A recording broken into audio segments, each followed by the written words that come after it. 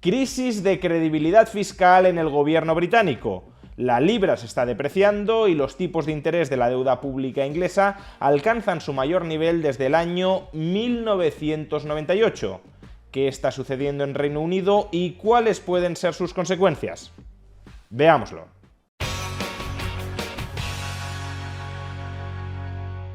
¿Se acuerdan de cuando la ex primer ministro británica Liz Truss tuvo que dimitir como consecuencia del fuerte incremento de los tipos de interés de la deuda pública inglesa? Liz Truss acababa de presentar un proyecto de presupuestos en el que bajaba de manera contundente los impuestos, pero sin recortar el gasto público, lo que significaba que el déficit público de Reino Unido se incrementaba y eso perturbó a los inversores en deuda pública inglesa, hasta el punto de que los tipos de interés del bono a 10 años llegaron a superar el 4,3%.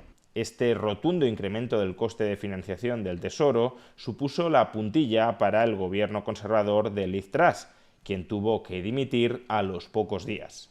Desde entonces ya han pasado más de 2 años, y de hecho en los últimos meses Reino Unido ya no está gobernado por los conservadores, sino por los laboristas de Keir Starmer.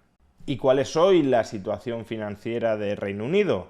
¿Acaso ha mejorado notablemente el coste de financiación de sus pasivos con respecto al desastroso gobierno de Liz Truss? Pues no. Durante los últimos días, los tipos de interés de la deuda pública inglesa a 10 años han rozado el 5%, es decir, alrededor de medio punto porcentual por encima de la peor marca que tuvo Liz Truss.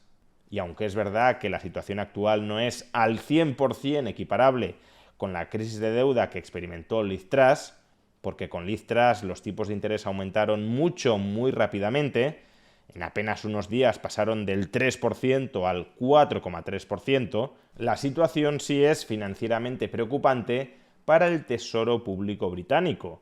Si unos tipos de interés del 4,3% eran insostenibles, imaginémonos que serán unos tipos de interés del 4,8 o 4,9%. Es más, se trata de unos tipos de interés que también han crecido en más de medio punto porcentual desde comienzos de diciembre. Ni el nivel ni la trayectoria que están siguiendo los tipos de interés de la deuda pública inglesa resultan en absoluto reconfortantes. Porque además, y como ya sucediera con el gobierno de Liz Truss, la subida de los tipos de interés de la deuda pública inglesa va de la mano de una depreciación de la libra. Desde septiembre la libra se ha depreciado alrededor de un 9% frente al dólar y desde comienzos de diciembre lo ha hecho en más de un 3%. Suben los tipos de interés y se deprecia el tipo de cambio, algo bastante atípico para estados solventes, aunque bastante común para estados insolventes. En estados solventes, cuando los tipos de interés aumentan, es decir, cuando el Estado paga más a los inversores en pasivos de ese estado, cuando los tipos de interés aumentan, la moneda de ese estado se aprecia. Los inversores compran más de esa moneda para poder invertir en títulos de deuda pública altamente remunerados por el Estado. Por ejemplo, eso es lo que está sucediendo con la deuda pública estadounidense. Los tipos de interés de la deuda pública estadounidense también han estado aumentando durante los últimos meses, una dinámica que en principio contradice la política declarada de la Reserva Federal, tal como ya explicamos en un vídeo anterior. Pero es que ese aumento de la rentabilidad de los bonos públicos de Estados Unidos ha ido de la mano de un fortalecimiento del dólar. Desde octubre, el índice del dólar, que mide la fortaleza relativa del dólar frente al resto de divisas, se ha revalorizado prácticamente un 10%.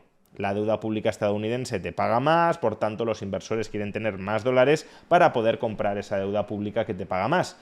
Pero en el caso de Reino Unido no está sucediendo eso. La deuda pública paga más y en cambio la libra se deprecia, lo que pone de manifiesto una desconfianza creciente en los pasivos del Estado británico.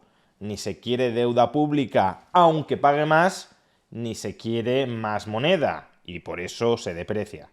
¿Y por qué le está sucediendo esto al Tesoro inglés? Pues fundamentalmente por dos razones. una externa y la otra interna.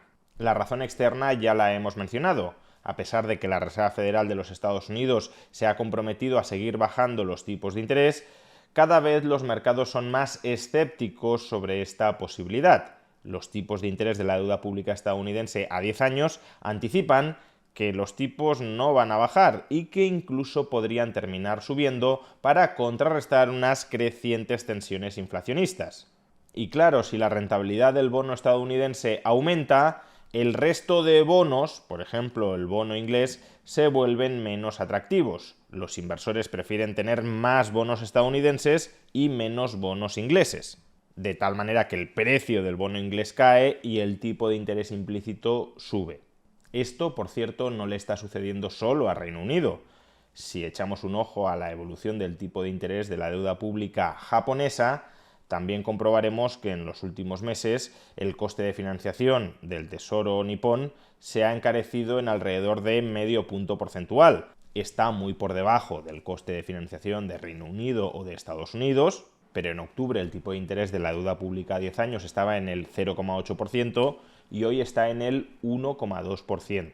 En este sentido, por cierto, pero como decía, las razones por las cuales se está incrementando el coste de financiación de la deuda pública inglesa no son solo externas, sino también internas. Y es que la posición fiscal del gobierno británico cada vez está más debilitada. La deuda pública del país ya equivale al 100% de su PIB. Y el déficit público, si bien no está desbocado, se ubica por encima del 4% del PIB. Una trayectoria de déficit público, por cierto, que fue revisada recientemente al alza.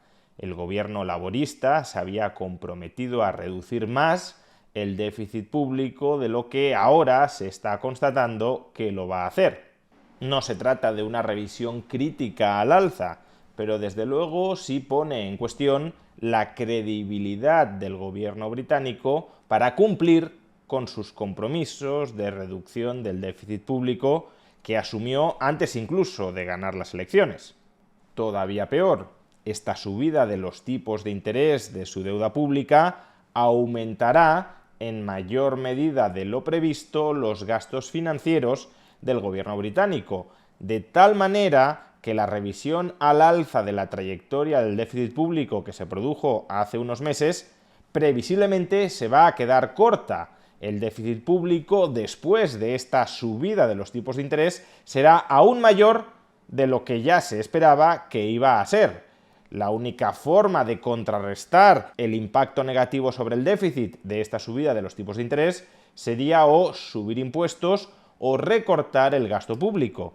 Y el gobierno laborista ni está por la labor ni está claro que, dados sus bajísimos índices de popularidad ahora mismo, tenga la capacidad política y social de promover fuertes subidas de impuestos o fuertes recortes del gasto público. De ahí que la razón interna de este deterioro de la calidad de los pasivos británicos que estamos viendo en los mercados, aumento de los tipos de interés de la deuda pública y depreciación de la libra, sea el progresivo deterioro de la capacidad fiscal del gobierno británico. Deterioro que en última instancia se explica por la falta de voluntad política y de apoyo social al recorte del gasto público o a la subida de impuestos, es decir, a cuadrar las cuentas públicas.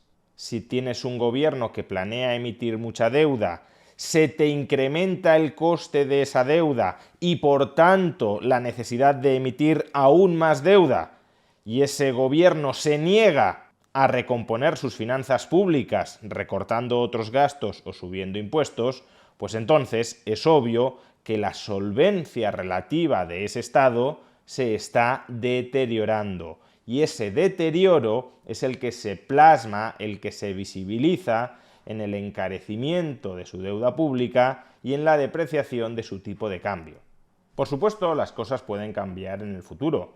Puede suceder que finalmente la Reserva Federal sí baje con contundencia sus tipos de interés, lo que aliviaría la presión sobre los tipos de interés de la deuda pública inglesa, o puede ser que finalmente el gobierno laborista recupere la confianza de los mercados porque promueva ciertas subidas de impuestos o ciertos recortes del gasto. Lo que está claro, empero, es que hoy por hoy la credibilidad fiscal de este recién estrenado gobierno británico está por los suelos. Si Liz Truss dimitió porque los mercados le soltaron la mano, Keir Starmer debería empezar a poner sus barbas a remojar.